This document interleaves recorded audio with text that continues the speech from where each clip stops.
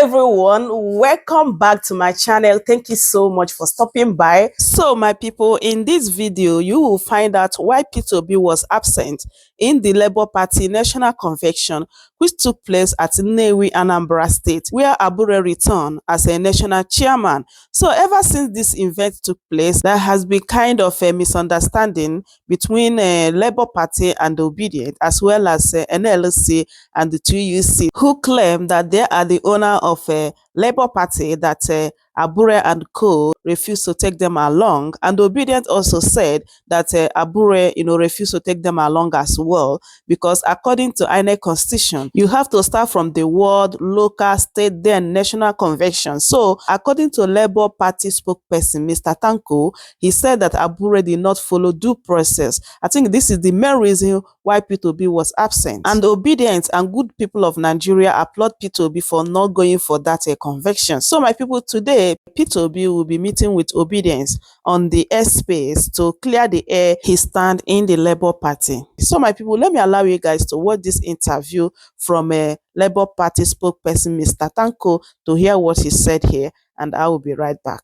With the situation on hand, the re-election of Julius Abure as national chairman of the Labour Party and the trustees taking over the leadership of the Labour Party, obviously this is a stalemate.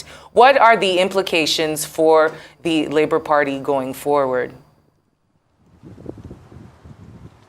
Well, it's very important that the right thing is being done.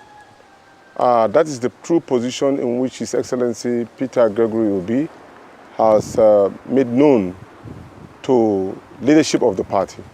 In order to intervene in the issues, he first of all had a meeting with the members of the Federal House of Reps, and then he had a meeting with the senators, then he had a meeting with the leadership of the party in Asaba.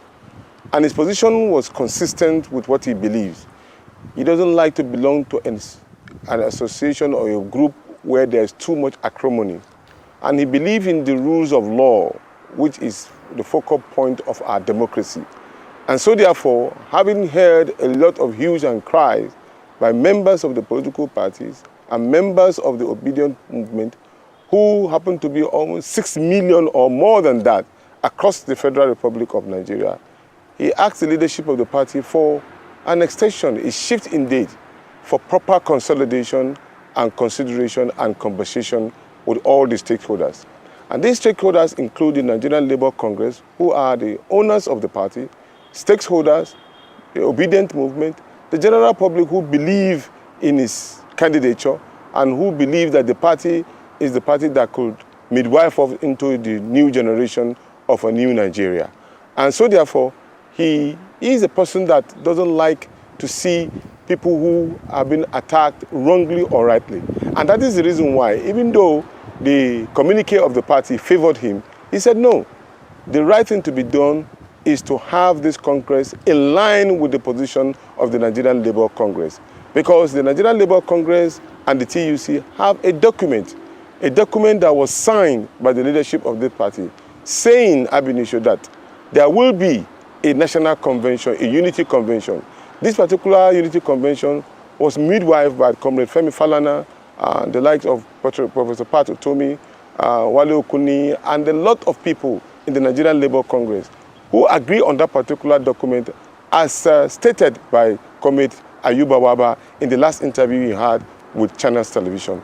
And there are two contending issues. These contending issues happen to be the inauguration of the Board of Trustees, which will be led by Comrade Ejiofor. And at the same time, there will be a unity convention that will start from the ward level to the state, to the local government, then to the state. And you may want to ask, what are the advantages of this? Because the unity convention will give room for all interest groups across the globe, more than 6 million people, to partake in that particular process, so that we can now have institutionalized structures from the ward level to the national level. It's not too hard to be done. And so these are the future that the Labour Congress has seen and trying to midwife into the party. But unfortunately, some other person decided to do otherwise. Peter Obi surely is the shining jewel in the crown of the Labour Party, and he seems to be someone that is listened to. Why has it taken all of this for him to step in and say something about this situation that has been deteriorating for quite a while now? Unfortunately, it seems to have come to this. It may interest you to know that at every point in time there are issues of this nature, he always intervenes. He always intervenes. Let me draw your attention back even to the issue of the Arabambi and then the Apapa issue. He intervened. In fact, he called for a truce and a meeting.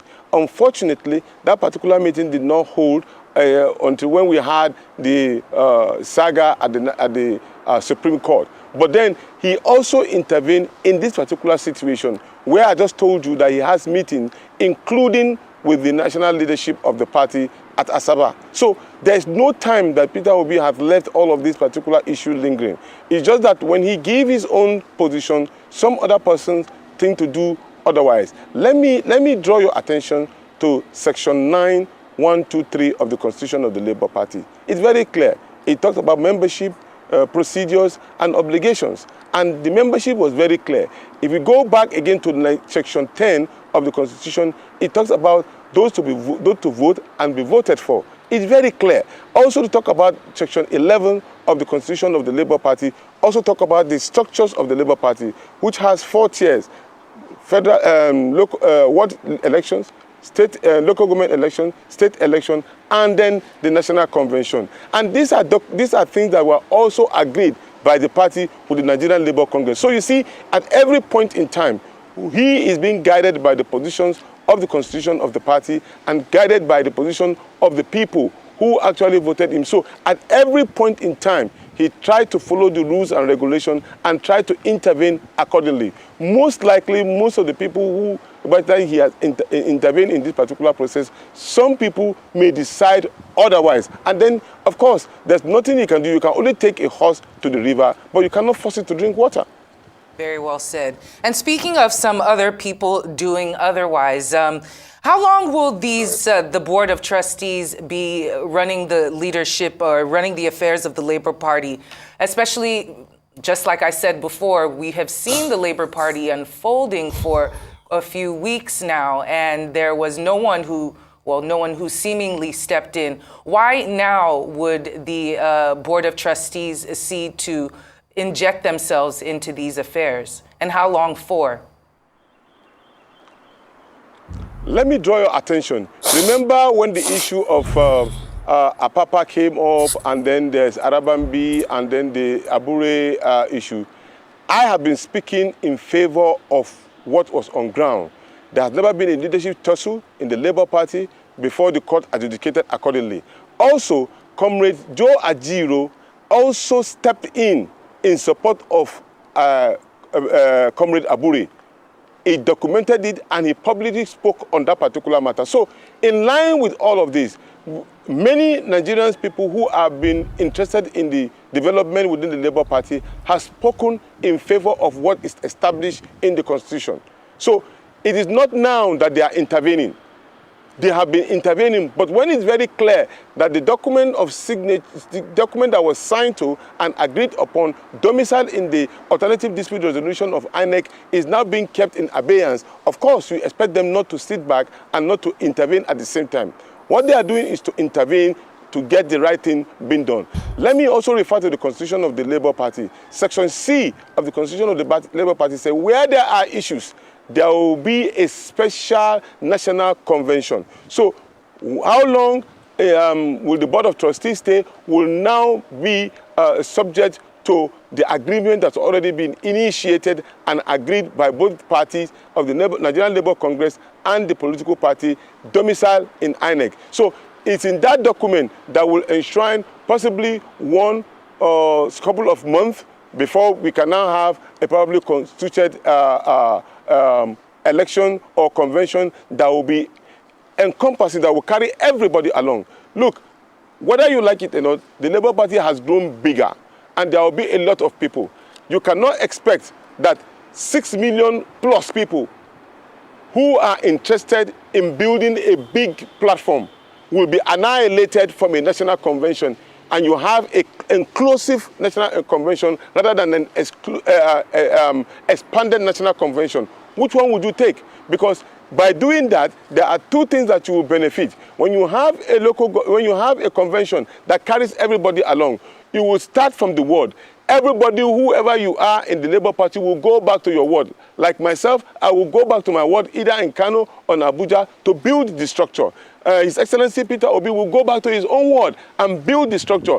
Any members of the party will go back. So that means within a short period of time, you will have 774 local government flying the flag of Labour Party. 774 local government, and that of course means thousands of wards will be enacted. Yes, there are arguments being said that yes, we may decide to start from the top and then end up from the bottom, or from the bottom to the top. No. This particular agreement was very clear. Instead, starting from the ward. You cannot have an election where majority of the people in the ward are appointees. Majority of the people in the world are appointees. There's nowhere where you heard that there has been a convention that brought in leadership of the party from the world. No, and this gives us an opportunity to do the right thing so that we can be given the opportunity to build the structure from the world. Now with that, you can now have stationed and acceptable members who will serve as your agent at the polling unit. Not appointees. And in fact, take a look at it. How can you now have an appointee to now elect a substantive leadership? It's not done. So it is better they start from elected position who will in turn elect the leaders of the party. This is what the position of the Labour Congress is, and I think it's for any logical thinking, that is the best thing to be done to help build the party. And that speaks to the structure that Labour Party often was criticized for during the election campaign. But you did bring up one of the main characters in this saga of Labour Party, Joe Aeris. He seems to be collecting metaphorical stray bullets in terms of his intentions with the party. There is talk that he has political ambition and might be creating some sort of skirmish within the party or taking advantage of these skirmishes within the party. How true are these statements? Capital no, that is not true. In fact, it will be disservice to Barrister Joe Aeris if people made those particular allegations on him. I led my position on this fact because when nobody was talking, Joe Aeris issued a statement. Not only did he issue a statement, he also went to the Labour Party Secretariat to defend and protect Julius Abure. It is on record, you can see it. He went there, even when other persons were there, he went there to protect their political party and protected the leadership of the party at that time. And nobody called him name at that time. That's unfair to him, with all due respect. And now, what he's always trying to do is to institutionalize and put the right thing in the right place by saying, look, we have an agreement. In fact, to tell you the truth, when the agreement was made, it was that particular calmness that Professor Julius Abure showed at that time that made the party blossom. Because the agreement was that, okay, after 1 year, there will be a unity convention. All of us agreed. It was agreed that there was going to be a unity convention starting from the ward. Starting from the ward to the local government to the state, and then to the federal level. It can't hurt anybody, and nobody is against anybody from coming back. But as long as you do the right thing, you will be legitimately returned if you are to be returned. Legitimately. Not to come and say, no, we will do it from the top. No, let's do it so that everybody will be carried along. That is the position of Joe Aeris and so many other Nigerians. Look, we could cover Eagle Square for a national convention because we are large. We don't need to do a convention in Inewi. No, we are a big political party, and so we can do it in Eagle Square. And when anybody returns, whether Julius Abure or any other person, it will be seen to be acceptable and accepted by almost everybody. And then we will have a funfair convention that will ignite the whole of Nigeria. We will start from the ward, everybody will be involved, you go, and then everybody will be, you will see it. There will be fun and flair in that particular process. and everybody will be carried along, so nobody will be left behind. That is exactly what His Excellency is saying, and that's what Joe Aeris is saying. And I believe the Labour Party leadership too should see it in that direction. All right. And to speak about one of the antagonists in this Labour Party saga, that is Julius Saburi and his Nnewi convention. What will become of him and all of the other principal officers that were elected alongside him in this, for lack of a better word, parallel Congress that happened in Nnewi? Well, let me say something. There's always room for everybody in the Labour Party, especially those leaders who have it. There are positions that's already established in that particular week. Many people can sit down around the table and negotiate, and everybody will be carried along. Actually, one of the major problems that we are having is the fear of the unknown, that some people are coming in to take over the party. But the fact is that Section 10 and Section 9 of the party says that every member of the party will be treated equally. Equally. So there's nothing to fear about. Nobody should be afraid of somebody coming in. In fact, if the party had not been open to this particular level, many of the people who are already in this leadership of the party wouldn't have been there.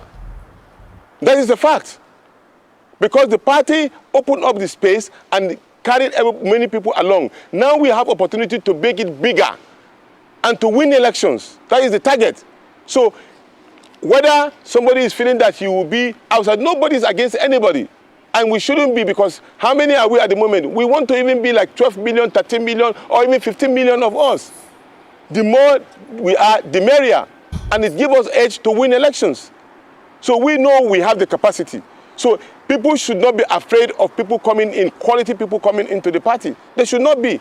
In fact, they should welcome them with open hands. That will make the party even great. We had opportunity of winning nothing less than 16 to 17 states of the Federal Republic of Nigeria. Only if we have put our head down, we would have won it.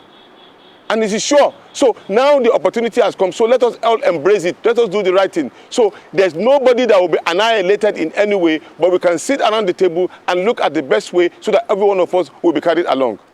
This is very important. Time now for a short break. More when we return on Newsday. And welcome back to Newsday. We were speaking with the Obi Dati Presidential Campaign Council spokesperson, Dr. Yunusa Tanko, before we were unceremoniously cut off by technology. But luckily, we have reconnected for this last and final question. Thank you so much for your patience. This one, it concerns Peter Obi as well. We were speaking about that communique that was signed in Nnewi and was given the a vote of confidence, so to speak, by Julius Saburi himself, saying that Peter Obi would be the 2027 presidential election candidate for the party. But we also spoke about the fact that Peter Obi does not like drama. He left one drama-filled party for one that seemed a little less drama-filled. Unfortunately, it seems all political parties have their day in the sun when it comes to issues, internal issues, and that is the Labour Party right now. Some are wondering if Peter Obi might not decamp to another party if things don't get better with the Labour Party as it is now. Whether he'll find another special purpose vehicle to carry himself to the presidency in 2027, or are you all very loyal to the Labour Party and plan to stick it out like a marriage? Well, he is interested seriously in staying in a political party that is can avoid acrimony, counter-accusation, and all. Not because of anything, because it gives you smooth riding to get to where you want. You will agree with me on the part of Peter Obi that he himself is a brand on his own. But at the same time, too, he has not made this particular position known to me or any other person that he is leaving the party. But the fact still remains that there is a very important need for the right thing to be done. And that right thing is what was agreed upon by the Nigerian Labour Congress, and which is the position of various members of the party and the obedient group, which has to do with having a convention starting from the ward level to the local government and to the federal level. This is his position and he's being consistent with that. That will usher in a large number of persons, credible people, people who believe in his ideology, who are ready to flow with him so that we can get to the destination of capturing Nigeria.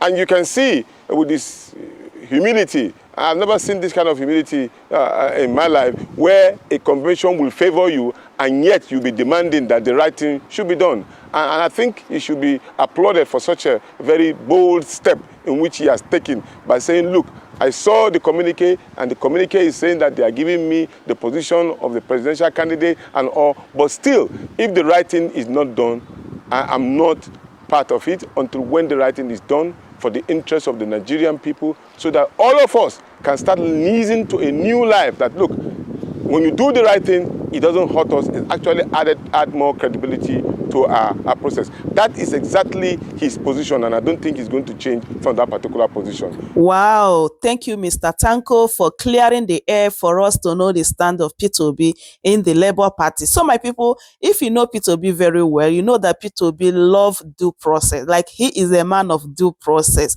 You know, they use and joke. Okay, despite who you are, Peter Obi don't want to dirty himself. He don't want to dirty his image. He just want to follow that due process. Peter Obi is a man of integrity, my people.